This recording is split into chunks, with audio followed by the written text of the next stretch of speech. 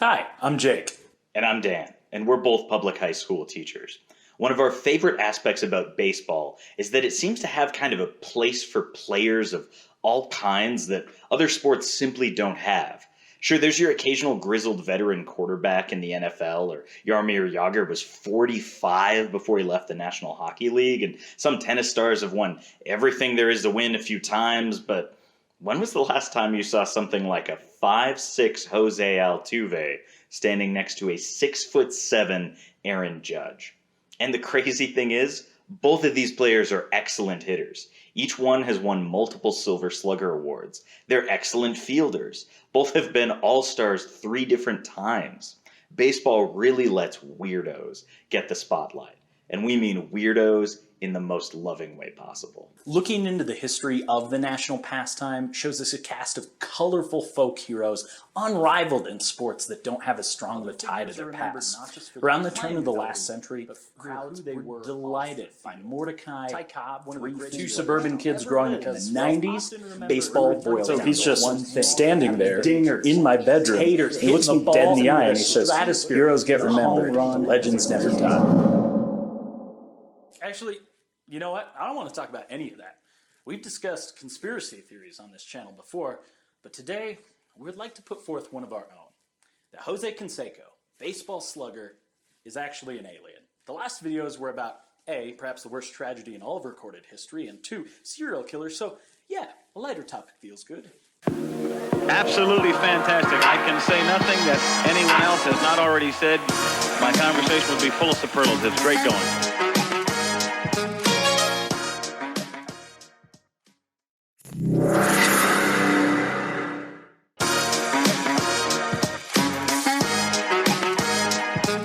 Jose Canseco made his debut in Major League Baseball in the mid-'80s, at a time when baseball at its highest level was going through some massive changes.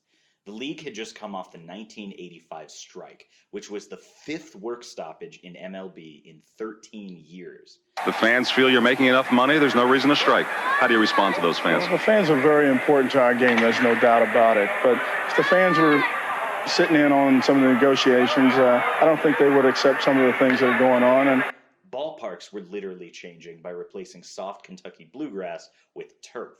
And strategies were changing, putting more emphasis than ever on the relief pitcher.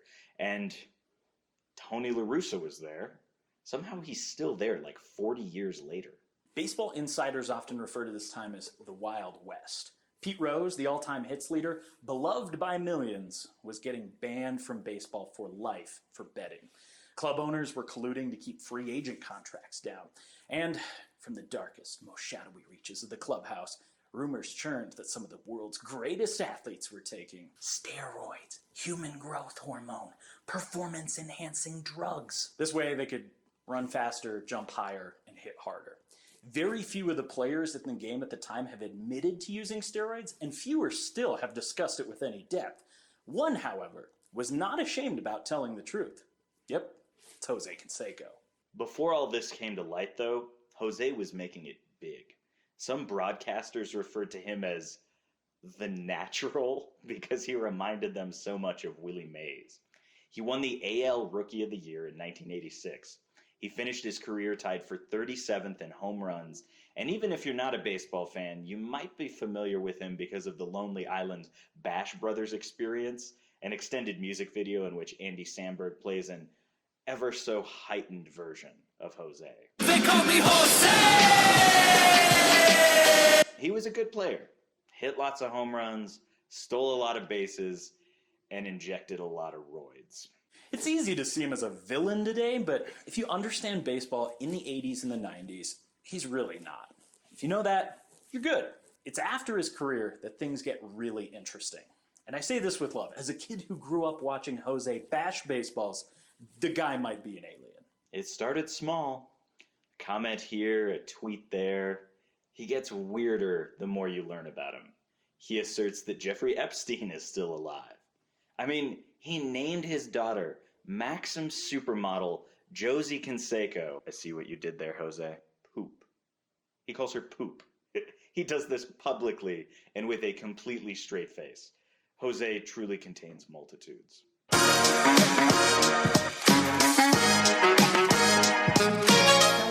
teachers, so it only feels right to start with Jose's writing career. Just a few years after his retirement from professional baseball, Canseco published a book detailing not just his own journey of steroid use, but he also names former teammates as juicers and opines on off-field incidents and relationships. I tried to do everything possible to become the best player in the world. Do I believe steroids and growth hormones helped me achieve that? Yes. Were there a lot of other players doing it that had to compete against? Yes. He would later say that he regrets outing other players for their juice use, but the book was a smash hit. Since the Mitchell Report, the investigative document put together by Senator George Mitchell in 2001 that exposed dozens of players for alleged performance-enhancing drugs, admissions of steroid use have been pretty tepid, shy, or veiled. Not Jose, though. Jose doesn't give a shit that you know.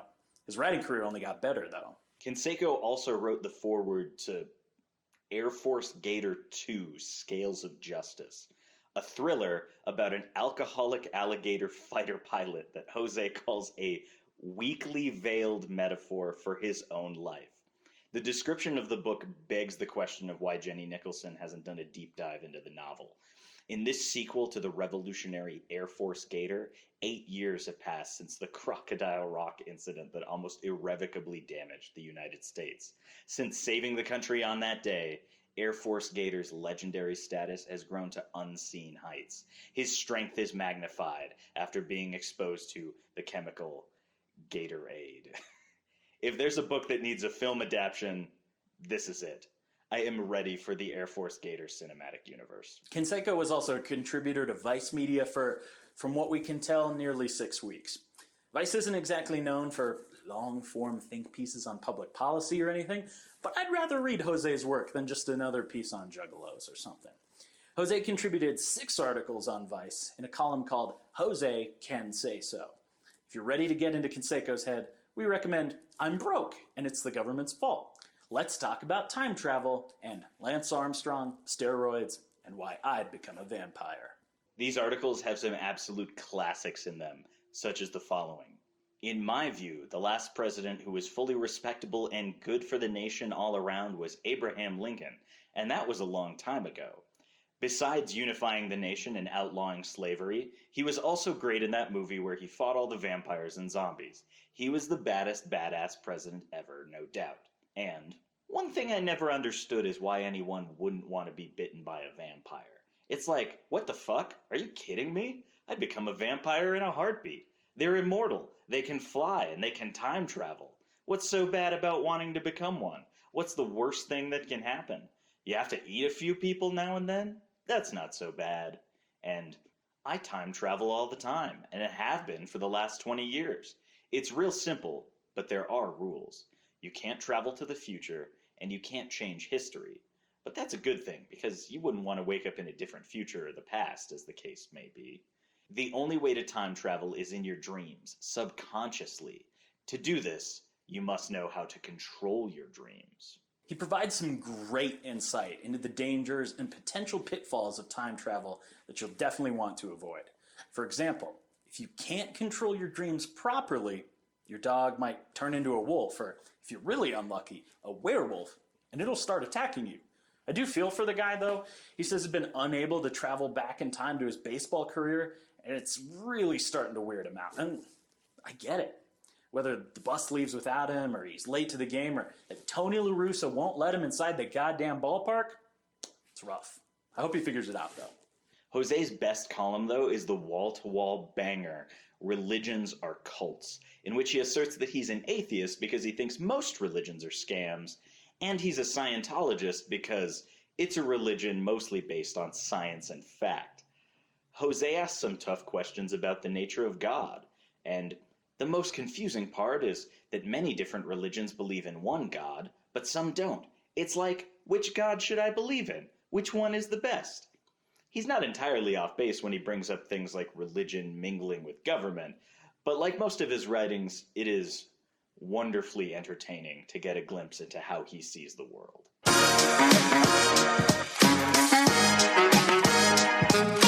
Notice that we tag these as fights, as opposed to something more specific. It's not really MMA, and it's not really boxing.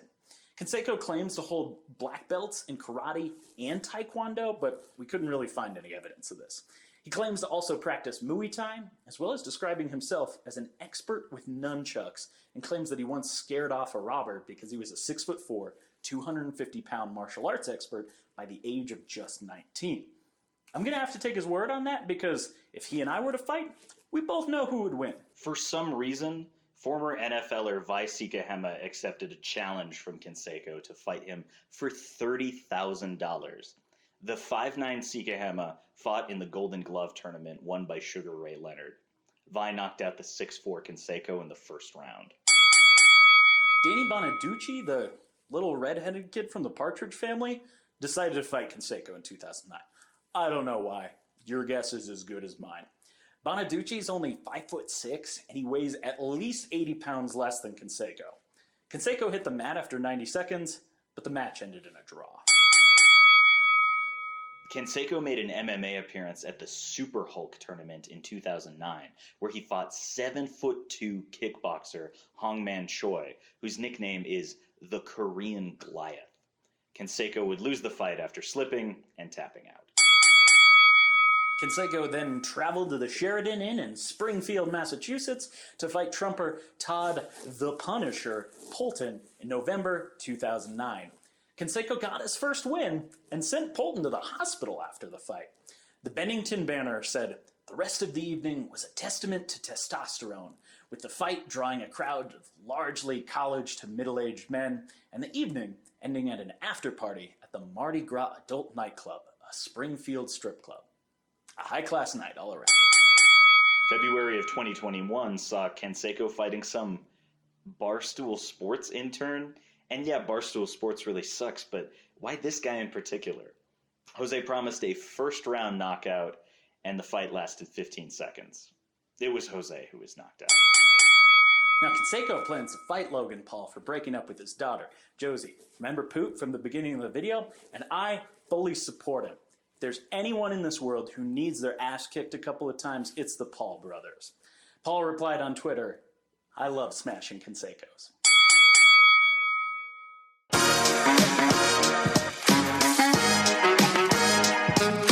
Canseco appeared on season 11 of The Celebrity Apprentice alongside Gary Busey, Lil Jon, and Meatloaf, R.I.P. We didn't get to see Jose crush the competition as he had to leave just a few weeks in to take care of his ailing father. The real moneymaker, however, is the Jose Canseco Showtime Car Wash in Las Vegas, where he signs autographs and does a meet and greet every Wednesday. I've never been so excited to go to a gas station in my life. It advertises arcade, gaming, massage, signings, meet and greets, food, drink, ice, beer, wine, spritzers, cigs, and more. The Vegas Car Wash features cutouts of Jose's top-tier 80s mullet and accidental haikus. Just so you know before you go, meeting Jose and getting a signed baseball will set you back a cool $50, but pay $65 and you get to meet Canseco, get a signed baseball, and a car wash. That's my kind of deal.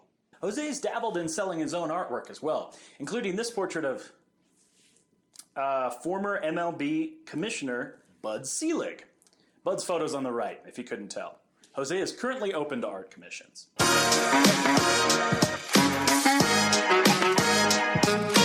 If you feel kind of lost in the darkness of the current political situation in much of the world, with fascism on the rise, turmoil over public health policy, despotic dictators invading neighboring countries unprovoked, there is a light in the darkness. Canseco 2024. Jose's ready for his run. At this point, he just needs financing. He had actually reached out to Donald Trump to be his chief of staff. And honestly, I would have absolute faith that he would have done at least as good of a job as any of the staffers that Trump actually hired. I mean, it's not like he's had any less political experience than most of Trump's White House. And anyone who calls Trump a Twinkie is okay in my book. Jose's got quite the galaxy brain platform because of his Vice article entitled "Why I'm Anti-Big Government and Why Taxes Should Be Made Illegal" starts, and I mean, it's the very first sentences in here. "I hate politics. In fact, I'm very anti-politics. I don't even vote."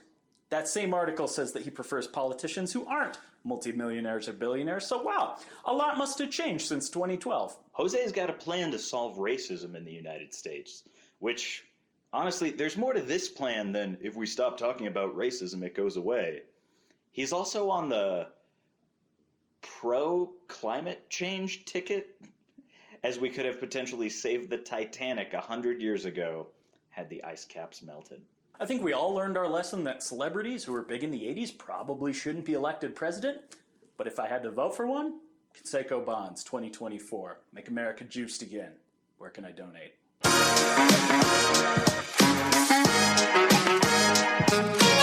If you needed any more reasons to love Canseco, maybe in a slightly more sincere way than how you may love the Toxic Avenger movies or love scrolling through Twitter drama, let it be this.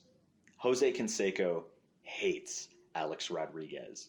He is dedicated in his mission to lampoon A-Rod, a mission we fully support. On nearly every holiday, Jose tweets out good cheer to everybody. Well, almost everybody. A-Rod was also a former MLBer who also hit a lot of home runs and who also did a lot of roids. A-Rod's PED use is worse than Canseco's, though. Jose did them in the Wild West when there weren't really any rules against them, and A-Rod did them after those rules went into place and received a huge suspension because of it. A-Rod knew better. Now, when Jennifer Lopez dumped A-Rod, Jose sold some shirts to mock him, and if you think I didn't immediately whip out the credit card, you'd be sorely mistaken. Outside of just dunking on A-Rod, Jose Canseco is the best damn Twitter follow on that entire site.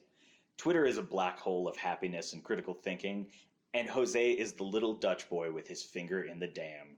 Banger after banger, Jose cranks out better tweets day after day. By my calculations, if we nuked the polar ice caps on Mars, we would make an ocean of 36 feet deep across the whole planet. Okay, I might as well tell you, I was playing in a poker tournament last night, and my finger fell off.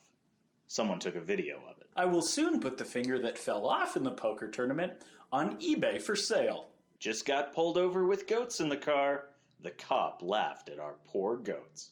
Awesome. Once I rehab my knee and shoulder, I think Alex Rodriguez should get into the ring with me. He's usually picking fights with United Airlines, the IRS. He frequently misspells his own name. And we haven't even gotten to the best part.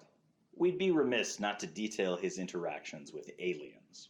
Okay, yeah, we kind of buried the lead here. When we did our video on the Roswell UFO incident, we really should have reached out to Jose instead of our ufologist buddy Connor, because Jose has the inside hookup. Jose's interest in the paranormal has led to several encounters with extraterrestrials, and his knowledge of their technology and biology can only help. Jose has advertised Bigfoot excursions hosted by himself, and all you have to do is get into contact with his management.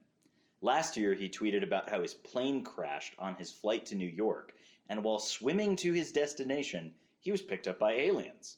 Seems like they were cool guys because they shuttled him the rest of the way to his destination.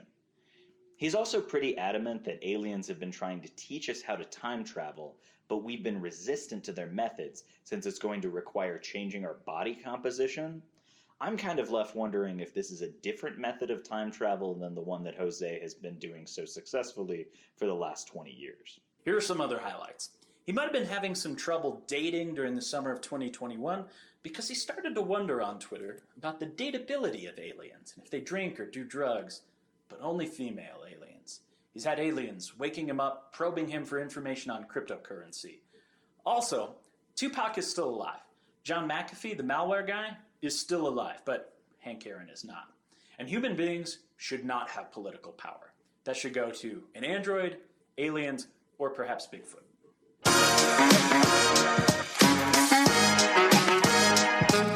Here's a big TED Talk style payoff for the video that's both interesting and inspiring. It's Jose. In the strangest of ways, we find Jose just that, kind of interesting and even kind of inspiring. He is absolutely his own person, and that's something I really respect in a world full of boxes we deliberately organize ourselves into. Jose does not worry about being likable, and to us, that just kind of makes him more likable. In between charity home run derbies and advocating for opioid users, Jose feels like this familiar vestigial thing in the bygone Bash Brothers era. He's not hurting anyone. He's just weird. Bart Giamatti, former commissioner of baseball, professor of English Renaissance literature, and president of Yale, was no stranger to waxing poetic about the game. Our memories of sports heroes, now smoothed and bending away from us in the interior of ourselves, are not simply of childhood or of a childhood game. They are memories of our best hopes. We don't have many heroes to point to that are as pure and as simple as the heroes of the diamond were. So maybe that's it. Because if Jose is anything, it's honest to a fault, true to himself, and absolutely larger than life. But as big as he is, we do have something in common. So thanks for watching. Have a great day. Unless your name is Alex Rodriguez.